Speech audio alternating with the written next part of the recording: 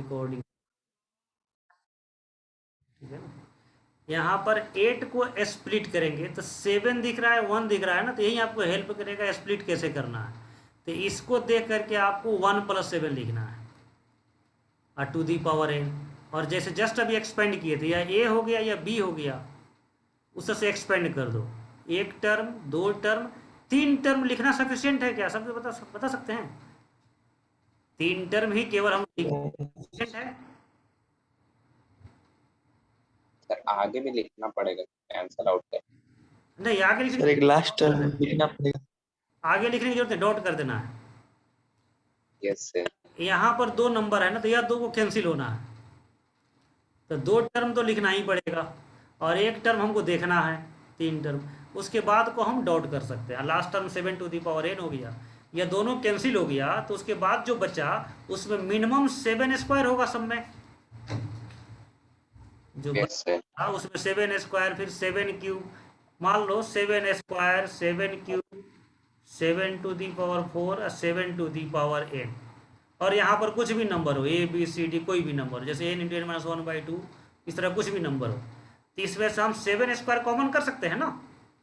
Yes sir. Yes sir. तो common कर लिया 49, और उसके बाद क्या बचेगा, तो वह तो हम तो लिखे ही नहीं है, तो उसके लिए के बोल दिया, के लिख दिए। ये छूट देता है मैथ, क्या आप लिख सकते हैं? और फिर उसको लिख दो वर्ड में मल्टीपल ऑफ 49, यह भी मल्टीपल ऑफ 49 है, तो hence X is subset of Y. बोलो, सब कोई समझाए कि फिर समझाएं इसको फिर दोबारा? Yes sir. Yes sir. हो जाएगा सर आप लोगों से? यही क्वेश्चन यस सर। करना हो तो हो जाएगा सर, ये होगा, एनसीईआरटी क्वेश्चन है। एक ना थोड़ा सा एक क्वेश्चन अभी आप लोग हमको सॉल्व करके बताइए। आप लोग 7 से डिवाइड करना है 50,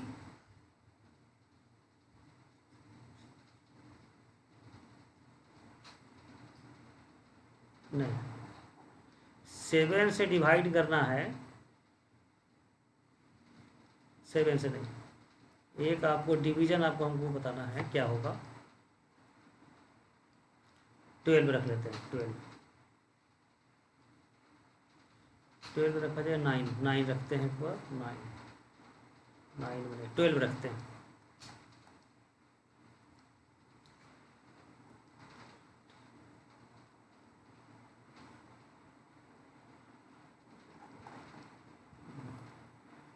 एक ना डिवीजन हम सेट कर रहे हैं, थोड़ा सा हमको टाइम दीजिए।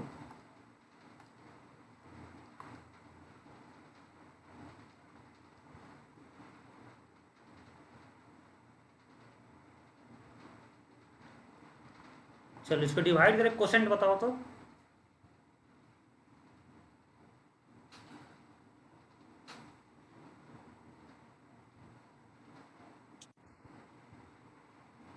टू 202 पॉइंट कुछ।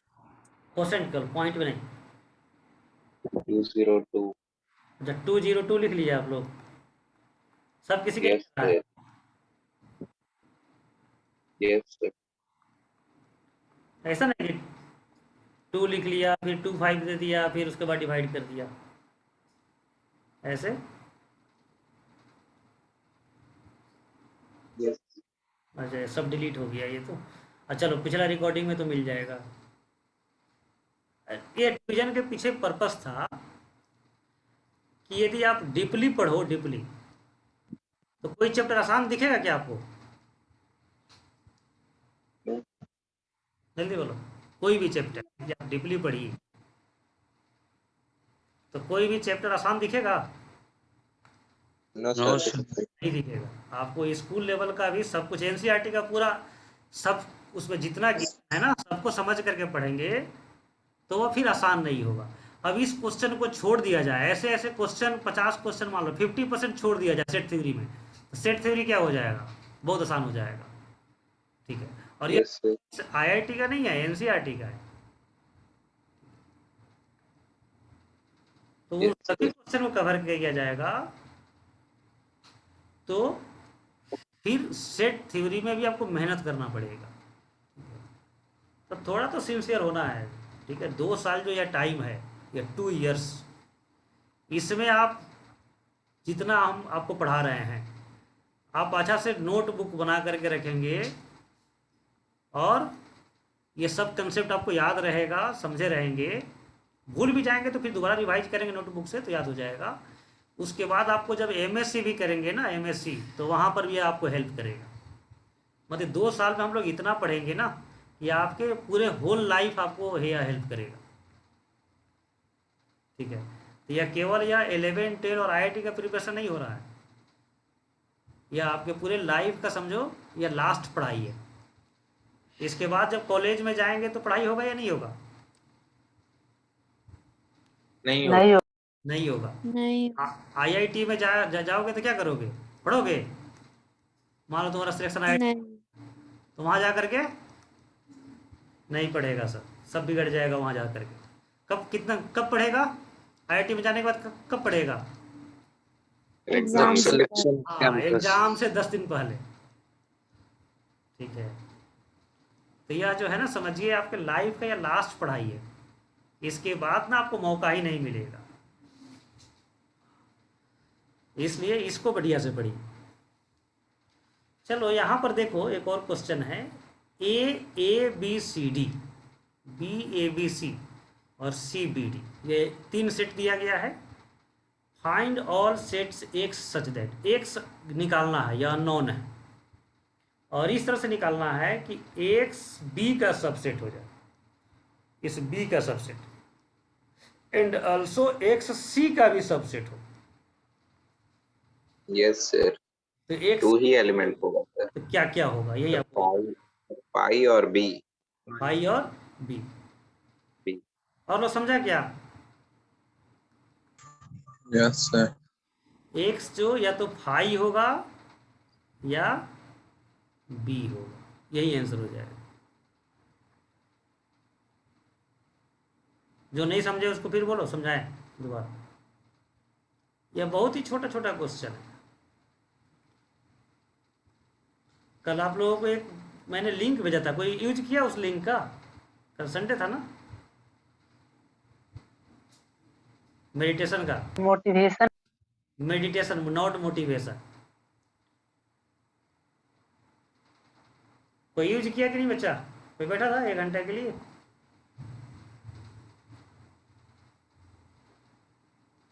अरे यस और नो में तो रिप्लाई करो। नहीं सर। और नो सर। कोई नहीं, चलो बहुत अच्छा। उसमें कोई देखते तो वो मेरे गुरुजी का आवाज आता है उसमें। चलो एक और आज वीडियो भेजेंगे, उसको जरूर देखना सब कोई। किरण बेदी का नाम सुना है ना? Yes Yes, sir, sir. First ITS. हाँ, तो किरण बेदी भी सेम जो मेडिटेशन का जो लिंक भेजे थे ना, वही मेडिटेशन किरण बेदी खुद करती है। तो कभी यस उस बारे में डिटेल चर्चा करेंगे। यह ना 10, एक थोड़ा सा बता दें आपको इसके बारे में, यह 10 दिन का होता है, लेकिन चूंकि अभी लॉकडाउन के कारण अभी हो नहीं रहा है, और बच्चों के लिए थोड़ा शॉर्ट कोर्स, तो पहला स्टेप जो था वह ऑनलाइन था बच्चों के लिए। अदरवाइज जो 10 डेज का जो कोर्स होता है, 10 डेज का जो मेडिटेशन होता है, उसमें जो है आपके बैकबोन में जो अणु परमाणु टूट रहा है, बन रहा है ना, वो सब फील होना शुरू हो जाएगा। समझे क्या बोले आपको? नो सर नहीं परमान समझे? क्या होते हैं? अरे अणु परमाणु नहीं समझता है? Atom molecule. तुम्हारे शरीर में जो है, तुम्हारे शरीर में जो है, बॉडी में सेल जो है, सेल सेल कौन होता है? ACLL या CLL क्या होता है? CLL। यह सेल जो है, यह हमेशा टूटते और बनते रहता है या सेम रहता है सेल? सर हमेशा क्या बोला? टूटता बनता रहता है। टूटता बनता रहता है। अच्छा, सेल टूटेगा तो एनर्जी या तो रिलीज होगा या ऑब्जर्व होगा, यानी एनर्जी सेम रहेगा। या रिलीज हो गया ऑब्जर्व। रिलीज भी होगा, ऑब्जर्व भी होगा। तो एक प्रोटॉन को टूटने से कितना एनर्जी रिलीज होगा, गेस कर सकते हो? नहीं गेस कर सकते। तो आपके शरीर में इतना फेनोमेना हो रहा है, तुमको पता चलता है क्या? नो सर तुम्हारे शरीर में इतना हो रहा होगा, इतना केमिकल रिएक्शन हो रहा है। तो आपके आपका जो ब्लड सर्कुलेशन में जो चल रहा है, तो ब्लड सर्कुलेशन में हो सकता है कहीं पर हॉटनेस होगा, कहीं पर कोल्डनेस होगा, हो सकता है ऐसा? Yes Yes, Yes, sir. sir. नहीं हो सकता है? Yes sir. Yes, sir. हाँ ठीक है ना। तो यह जो जो यह तो कल आप लोगों का 1 आवर का था। यही टेक्निक ना 10 डेज का होता है। 10 डेज में पर डे जो है 14 आवर्स मेडिटेशन करना पड़ता है, 14-15 आवर्स। ठीक है, तो उस मेडिटेशन के दौरान ही आपको ना यह शरीर के अंदर जो सेल का जो टूटना और बनना हो रहा है ना, सब आपको फील होना शुरू हो जाएगा। आपके नाखून में जो ब्लड सर्कुलेशन चल रहा है नेल में, वह सब आपको जो है महसूस होना शुरू हो जाएगा। आपका इतना कंसंट्रेशन बढ़ जाएगा। समझा क्या बोले? Yes yes sir. Yes sir. यह इतना स्ट्रॉन्ग टेक्निक है। सर कहाँ होता है? यह पूरे धरती पर होता है। ठीक है, जब आओगे तो तुम बोकारो में पूछोगे ना कहाँ होता है, तो पता करते करते तुम मेरे पास पहुंच जाओगे। और तुम जानते नहीं हो, कभी कभी सुने नहीं हो इसके बारे में, इसलिए तुमको पता नहीं है। यह हर जगह होता है, पूरे अर्थ पर इसका धूम मचा हुआ है आज के डेट में।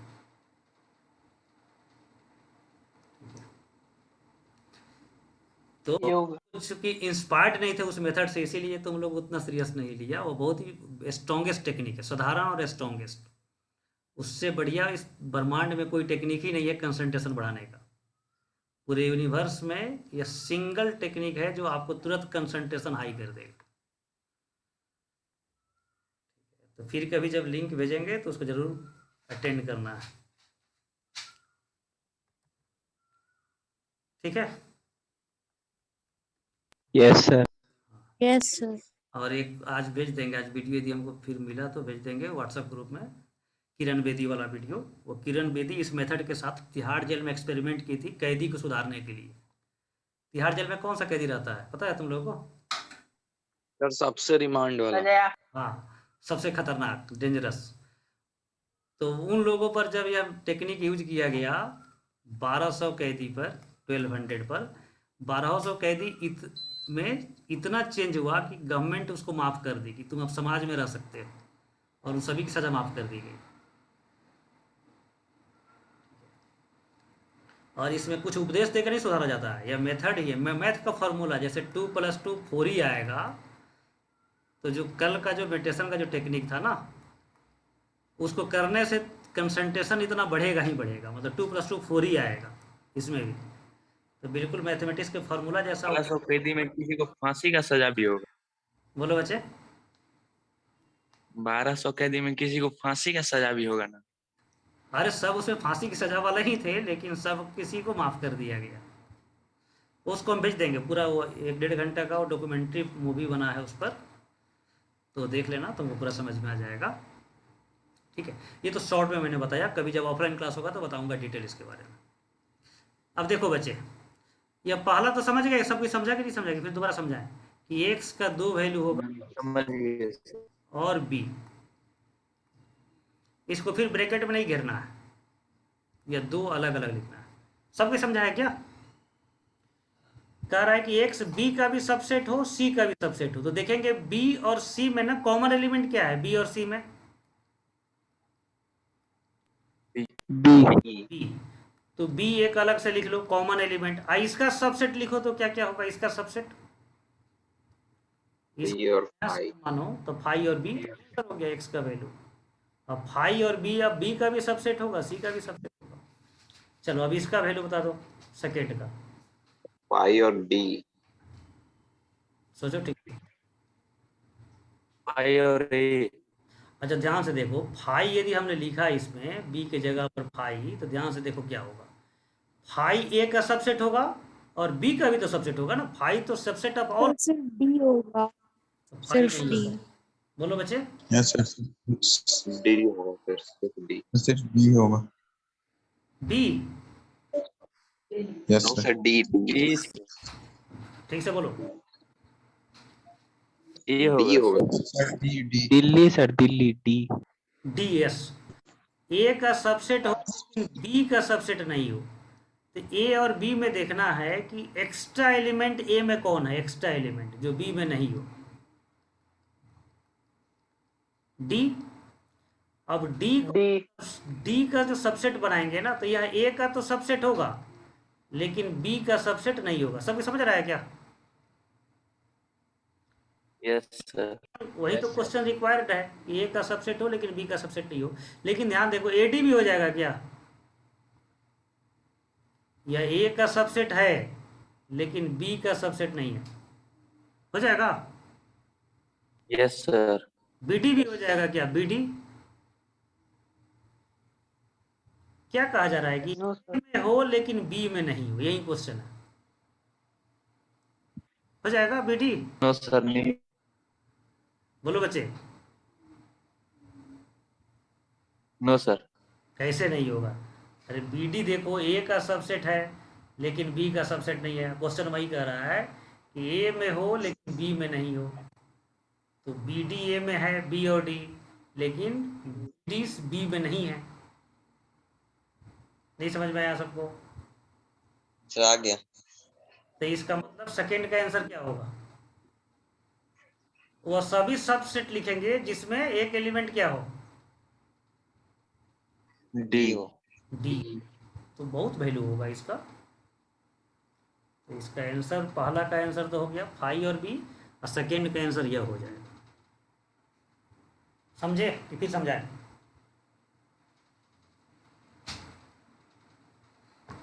अच्छा दूसरा वाला फिर से। दूसरा वाला क्या कह रहा है? सीधा देखो ना, यह कह रहा है कि एक्स ए का सबसेट है अब बी का सबसेट नहीं है। तो वैसा एलिमेंट आपको पहले लिखना है जो ए में हो, इन ए हो, नॉट इन बी हो। तो ऐसा कोई एलिमेंट ढूंढो जो ए में है लेकिन बी में नहीं है। कौन है एलिमेंट? तो वह एलिमेंट डी। अब डी के साथ साथ इस ए बी सी का कॉम्बिनेशन कर दो, ग्रुपिंग कर दो, तो जितने सबसेट बनेंगे वो सभी 2 का आंसर हो जाएगा। तो एक तो डी सिंगल रख लिए, एक A D B D C D रख दिए, फिर दो को रख लिए, डी को सब में रखना है। उसके बाद A B A C B C, और फिर एक बार तीनों रख लो, ए बी सी डी सब में रखेंगे। तो ये सभी सेट ए का सबसेट है लेकिन बी का सबसेट नहीं है डी के कारण। दिखा सब लोगों को? Yes sir. यस। ठीक है, चलो यह बताओ ट्रू या false?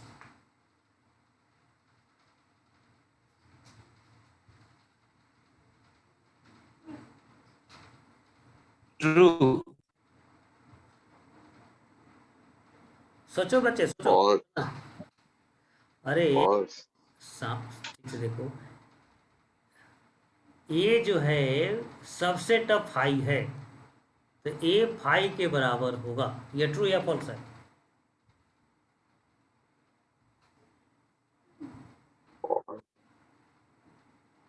True. Sir true. True हो जाएगा, सर ट्रू होगा। ट्रू हो जाएगा, ट्रू। अरे सबसेट का मतलब क्या होता है? मान लो कोई बी सेट है 1 2, तो सबसेट क्या बनाओगे? 5 1 2 1 2। तो इसमें 1 दिख रहा है तो 1 लिखे, 2 दिख रहा है 2 लिखे, 1 2 लिखे, और 1 2 को अब डिलीट कर दे, 5 बना दे, तो यह सब भी डिलीट हो जाएगा। केवल क्या बचेगा? देखो तो हाई। 5 बचेगा। तो बी भी 5 हो गया, ए भी 5 हो गया, तो ये भी 5 हो जाएगा ना। अरे बी से जो एलिमेंट लेंगे उसे सबसेट बनेगा। तो 5 से क्या लेंगे कि सबसेट बनेगा इसका? कुछ नहीं, 5 ही लेना पड़ेगा। तो 5 का सबसेट 5 ही हो पाएगा। नहीं समझ में आया सब लोगों को? Yes sir. आ गया सर। 2 रिजल्ट पढ़े थे ना कि 5 is subset of all set, 5 is subset of all sets, और set is subset of itself. तो 5 जो है, 5 का इटसेल्फ भी 5 होगा, अब 5 का 5 भी 5 होगा, तो इसका सबसेट तो एक ही हो सकता है ना 5। 5 में कितने एलिमेंट? 0। 0। जीरो। अब सबसेट्स कितने हो जाएंगे इसके? 0। 1। 1। तो 1 मतलब 5 ही हो पाएगा। बोलो, समझे कि फिर यस सर। समझ गए। ठीक है, अब देखिए टॉपिक यह ना, पिछले क्लास में हम लोग इतना पढ़ सकते थे, लेकिन पिछले क्लास में कम स्लाइड बना हुआ था तो इतना नहीं हो पाया था। तो समझो सेकेंड क्लास अब यहाँ से तो कुछ टाइम है हम लोग के पास ना। ट्यूशन ही ना किसी का पढ़ सकता है ना? Yes sir. सब कोई कंफर्म करो। सर है ट्यूशन कितना बजे से? 5:30 से है। हाँ ठीक है, 10 मिनट और पढ़ेंगे। ऑपरेशन ऑन सेट, सेट में कुछ मैथमेटिकल ऑपरेशन है। तो ऑपरेशन में जाने से पहले एक वेन डायग्राम देखेंगे। वेन डायग्राम, सेट को रिप्रेजेंट करने का 2 तरीका नहीं 3 तरीका है।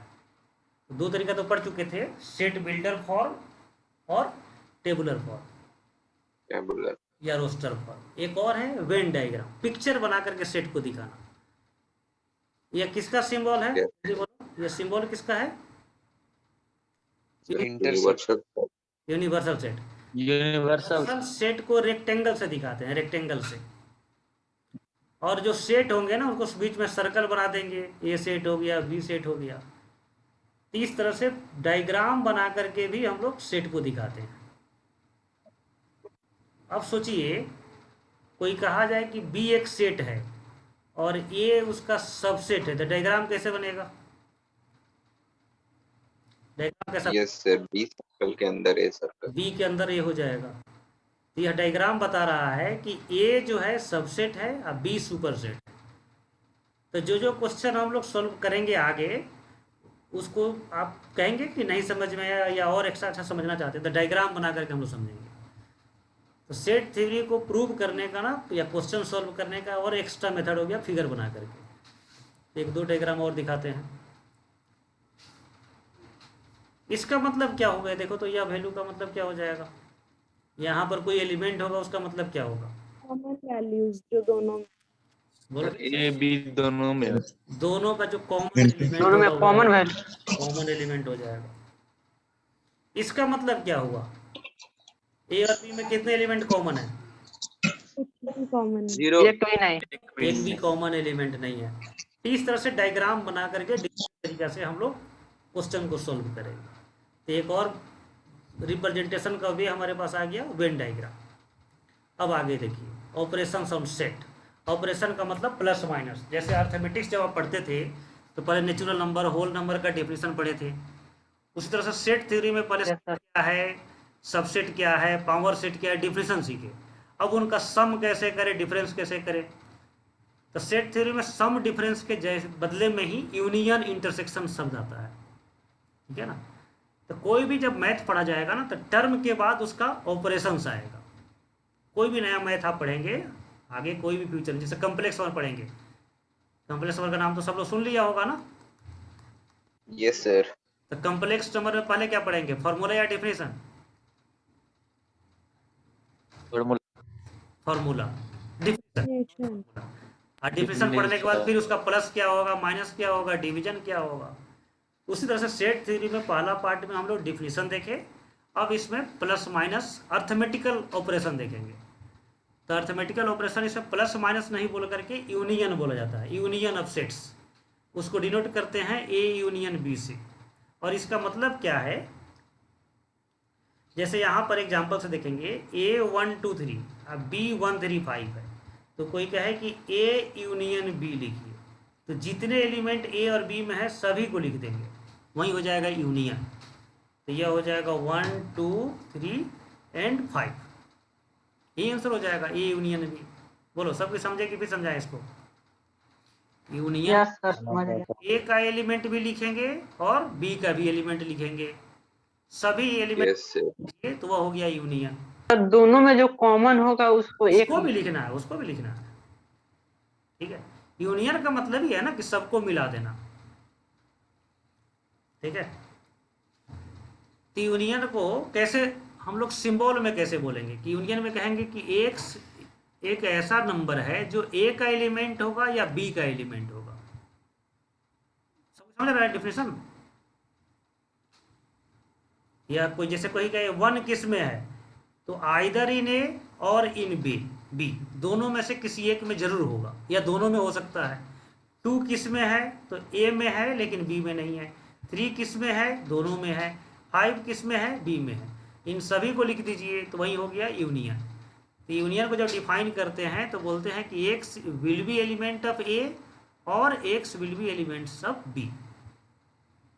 बोलो समझे कि फिर समझाए बच्चे डेफिनेशन को? समझ गए सर। समझ गए ना? समझ यूनियन को ना और से डिनोट करते हैं। और का मतलब यूनियन, ओ आर। और में एंड भी छुपा हुआ है। और का मतलब है कि या तो ए में हो या बी में हो या दोनों में हो। दोनों में। हाँ, ठीक है। अब मान लो वेन डायग्राम से दिखाना हो ए यूनियन बी, तो कलर किसको करेंगे? इस वेन डायग्राम में हमको तो ओ और बी दोनों जहाँ मिल रहे हैं, तो यह ए का जो पार्ट है उसको भी कलर करेंगे, जो दोनों में है वह भी कलर करेंगे, और जो बी का पार्ट है वह भी कलर करेंगे। ठीक है ना? तो डायग्राम से जब यूनियन दिखाएंगे तो इस तरह से दिखाएंगे, ए यूनियन बी। सेट कर देना है, सेट कर दीजिए, डॉट कर दीजिए, इस तरह लाइनिंग कर दीजिए जैसे इच्छा। ठीक है, बोलो बच्चे। Yes Yes, sir. sir. अच्छा देखो, इसमें ये जैसे ए यूनियन बी लिखा, कोई पूछे 6 जो है ए यूनियन बी का एलिमेंट है या नहीं? नो सर, नहीं है। नो सर, नहीं है। नहीं है। 6 ए का एलिमेंट हो सकता है क्या, या बी का एलिमेंट हो सकता है क्या? No no sir. नहीं हो सकता। ऐसा हो सकता है क्या कि ए का एलिमेंट नहीं हो, बी में हो जाए? नहीं यस सर। सर, ठीक से बोलो, हाँ हाँ ठीक से देखो, हाँ सर। ठीक से हो देखो। सकता। ऐसा हो सकता है क्या 6 ए में नहीं हो, बी में हो जाए? Yes sir. यस अरे बेवकूफ, तो यूनियन में भी तो आ जाएगा। No sir. ठीक से बोलो जल्दी। यूनियन में, नो यूनियन में नहीं है तो ए में भी नहीं होगा और बी में भी नहीं। बी में भी नहीं होगा। तो दोनों में साइमल्टेनियसली नहीं होगा, साइमल्टेनियसली। तो उसमें और लिखा जाएगा या एंड लिखा जाएगा, यहां पर ध्यान दीजिए। एक्स यदि not element of A union B, तो यह ए में भी नहीं होगा एंड साइमल्टेनियसली बी में भी नहीं होगा। तो और नहीं लिखेंगे, एंड लिखेंगे। सबको समझा क्या? Yes sir. Yes sir. जल्दी कंफर्म करो सब कोई। और यस सर। Yes sir. ठीक है। इंटरसेक्शन, इंटरसेक्शन का मतलब क्या होगा?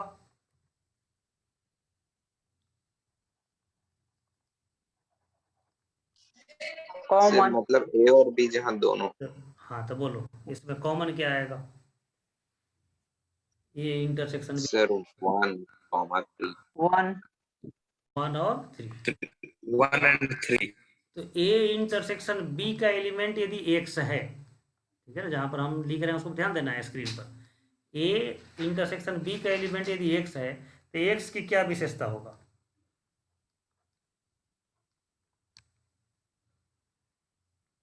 X belongs to A and A X belongs to and B। X belongs to B, both में होगा। सबको समझ रहा है? Yes sir। तो यूनियन में एंड लिखा जाएगा और नहीं लिखा जाएगा। चलो वेन डायग्राम से बताओ। Intersection, intersection not union. Intersection में कैसे कलर किया जाए? ए इंटरसेक्शन बी का रिजल्ट बीच वाले में। बीच वाले में ये हो जाएगा ए इंटरसेक्शन बी। तो बहुत ही सिंपल है ये दो term, union intersection. Difference of sets, दो सेट को सब्ट्रैक्ट कैसे करते हैं ये समझिए। जैसे यहाँ पर कहा जाए कि ए माइनस बी निकालिए, ए माइनस बी का मतलब क्या है? वह एलिमेंट लिखना है जो ए में हो लेकिन बी में नहीं हो, वैसा एलिमेंट। तो 1 जो है दोनों में है, कैंसिल हो जाएगा। 2 ए में है लेकिन बी में नहीं है तो 2 हो जाएगा। 3 ए में भी है बी में भी है, कैंसिल हो जाएगा। और बी का एक्स्ट्रा एलिमेंट नहीं लिखा जाएगा, यही आंसर हो जाएगा। बी माइनस ए बोलो क्या होगा? 5 केवल 5 हो जाएगा। ये सबको समझ रहा है ना? Definition difference of sets. A में है लेकिन बी में नहीं है, तो इसमें भी एंड कंजंक्शन आएगा। इसमें ना कंजंक्शन को भी ध्यान में रखना है, ये लास्ट में हम इस कंजंक्शन को फिर समझाएंगे भी। बोलो सबके समझ रहा है? Yes, Yes, sir. sir. तो A minus Yes, B sir. को हम लोग पढ़ेंगे डिफरेंस ऑफ सेट्स, और ए के एलिमेंट को वही लिखा जाएगा जो बी में नहीं हो। चलो इसमें कलर कैसे किसको किया जाए? डिफरेंस ऑफ सेट्स को कलर किसको करेंगे? सिर्फ ए का पार्ट यह जो बाहर वाला कॉमन में पार्ट, नहीं। इधर वाला पार्ट, यह वाला पार्ट, बाहर वाला यह हो जाएगा और बी के साइड का बाहर। ए माइनस बी। यह बाहर वाला यह भी किया जाएगा, यह पार्ट नो सर। नहीं, यह पार्ट नहीं, ए का है लेकिन बी का नहीं हो, यही रीजन हो जाएगा। ठीक है, इसके बाद तो क्लास यदि ऑफ हो जाएगा ऑटोमेटिकली, तो उसके बाद ज्वाइन नहीं करेंगे, यह लास्ट हो जाएगा। नेक्स्ट है symmetric difference of two sets. Symmetric difference का मतलब क्या है? जैसे यहां पर है ए माइनस बी का वैल्यू बताओ क्या आया था? 2 2। टू बी माइनस ए का वैल्यू बोलो, जल्दी बोलो। 5. 5। दोनों का यूनियन करें तो क्या होगा? A minus B union B minus A, दोनों 2, 5. 2 5 हो जाएगा। तो इसी को बोलते हैं सिमेट्रिक डिफरेंस। ए माइनस बी भी हो, बी माइनस ए भी हो। सिमेट्रिक का मतलब समझते हैं ना कि हाफ इधर और हाफ उधर, दोनों सेम। तो ए माइनस बी और बी माइनस ए दोनों का यूनियन होगा, तो वह टर्म डिफाइन होगा एज सिमेट्रिक डिफरेंस। तो symmetric difference of two sets का सिंबल है, या डेल्टा पढ़ते हैं या सिमेट्रिक डिफरेंस पढ़ते हैं। इसको हम ए डेल्टा बी या ए सिमेट्रिक डिफरेंस बी पढ़ेंगे, और इसको एक्सपेंड करेंगे तो A minus B union B minus A हो जाएगा। और इसमें कौन सा एलिमेंट होगा सोचो तो? कोई कहे कि सिमेट्रिक डिफरेंस में, चलो वेन डायग्राम्स का देख लेते हैं, इसका कलर किसको किया जाए? सर कॉमन वाला को छोड़ के। कॉमन वाला को छोड़ करके। यह सिमेट्रिक डिफरेंस में आ जाएगा, यह भी सिमेट्रिक डिफरेंस में आ जाएगा। सबको समझ रहा है ना? Yes sir. Symmetric Yes, difference sir. को जब एलिमेंट के टर्म में लिखेंगे तो वैसा एलिमेंट जो दोनों में नहीं हो उसको लिखेंगे, दोनों में है उसको छोड़ करके नॉट, तो वह हो जाएगा symmetric difference of two sets. ये पूरे टर्म को आप अपने क्लास नोट के बुक में कॉपी में नोट करेंगे और सबको याद करेंगे। एक है complement of set. Complement of a set, इसको डिनोट करते हैं ए का पावर सी लिख करके या ए का पावर डैश लिख करके, और इसका मतलब होता है नॉट इन ए में नहीं हो वैसा एलिमेंट लिखेंगे। जैसे यहां पर ए डैश का वैल्यू निकालना है, ए डैश का वैल्यू, तो इसको ए के एलिमेंट को छोड़ करके लिखना है। तो ए के एलिमेंट को छोड़ करके लिखेंगे compare to universal set. Universal set से इसको कंपेयर करेंगे। तो यूनिवर्सल सेट में कहा जा रहा है फर्स्ट 10 नेचुरल नंबर्स। तो बोलो बच्चे ए डैश का वैल्यू क्या होगा? 4 5 6 7 4 5 6 7 8 8 9 10। सबको समझ रहा है ना? सबको समझ रहा है? चैप्टर क्यों? Yes sir. Complement of a set को हम लोग डिफाइन करेंगे कि वैसा element X which belongs to universal and does not belongs to A. मतलब ए के एलिमेंट को छोड़ करके रेस्ट एलिमेंट का लिस्टिंग कर दीजिए, तो उसको बोलेंगे कंप्लीमेंट ऑफ सेट ए, और उसका सिंबल हो जाएगा ए टू द पावर सी और ए डैश। तो चलो ए कंप्लीमेंट को वेन डायग्राम बोलो कैसे दिखाया जाए? ए कंप्लीमेंट को ए के बाहर ये नंबरिंग कर देते हैं 1 और 2। किसको दिखाएंगे? 1 रीजन या 2 रीजन? 1 1, तो 1 रीजन को दिखा दो, तो यह हो जाएगा कंप्लीमेंट ऑफ सेट। ये बाहर सभी हो जाएगा।